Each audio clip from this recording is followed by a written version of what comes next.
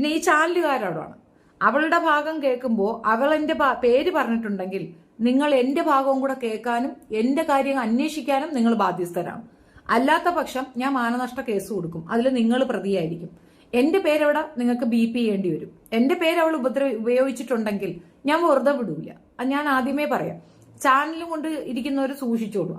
എവളൊക്കെ 5000 രൂപ കൊടുത്തു കൊണ്ടുവന്നിരുന്ന് കൊണയടിപ്പിച്ചിട്ട് അതിൽ കൂടെയുള്ള വരുമാനം മുഴുക്ക ഞാൻ കോടതി കൊണ്ട് കെട്ടിവെപ്പിക്കും. എന്നെ കൊണ്ട് ചെയ്യിക്കരുത്. ഞാൻ സുന്ദരിയായിട്ടുണ്ട്. Thank you.